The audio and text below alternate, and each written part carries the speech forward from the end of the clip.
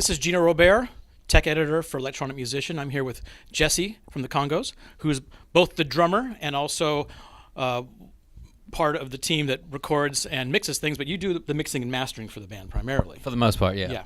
Tell us how you got that job. Like most things, everything we do was kind of out of necessity. We were fortunate enough to have a recording studio, access to a recording studio growing up because our dad was in the business and he built one. So we started making our own records, own demos, and gigging and stuff. And then when we trying to get signed, 3-4 years went by with no deal. So we ended up having to do everything ourselves, and it was actually good because it made us better. We learned every part of the business and learned our gear. And then as we started to get success, we could invest in more gear, and we became gearheads.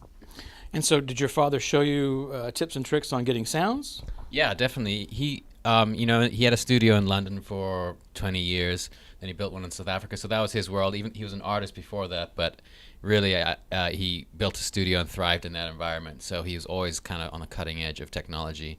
So as we started to make records, he would give us tips and basic principles of recording. And then as the software advanced, we were spending more and more time in the studio. It became sort of a mutual thing where we would show him the new stuff, and then he would show us the old stuff. Fantastic.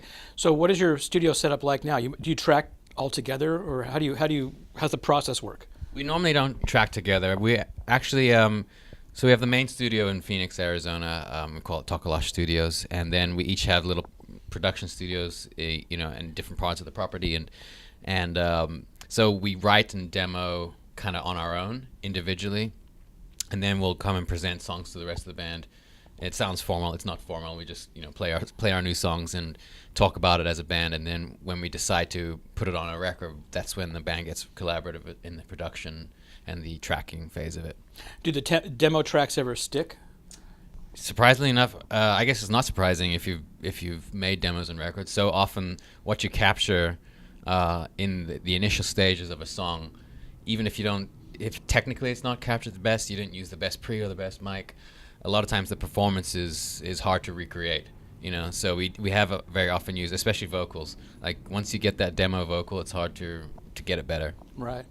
Now, as a drummer, do you record yourself playing drums, or do you use drum software to get the ideas across when you're doing a new piece? Yeah, it depends. Usually I'll program something, just while I'm writing a song, so that I can, because I play a bit of guitar and keyboards, and get the parts down, get the harmonies down, and then it'll start to develop as a record, and I'll decide what kind of live drums or percussion I want to add to it.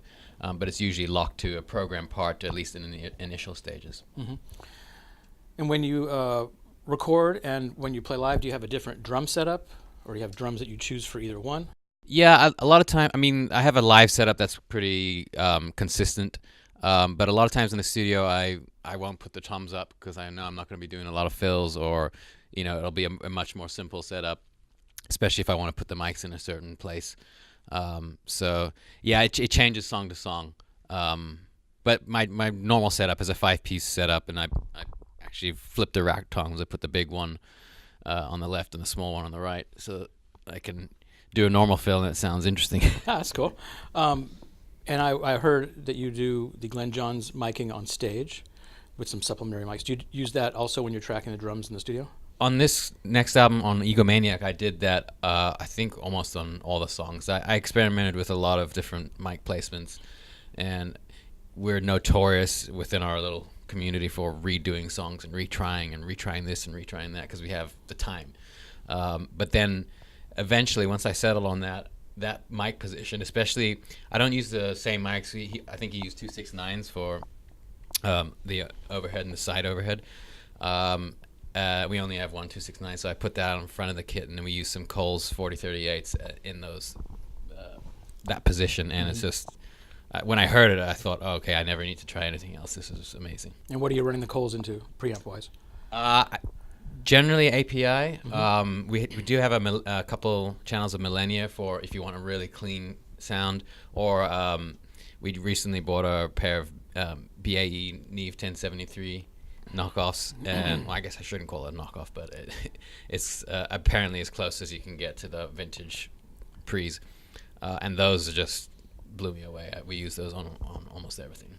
Do you mix in the box, or do you go through a analog summing stage? Our dad has an old console, and I've never taken the time to really set it up properly.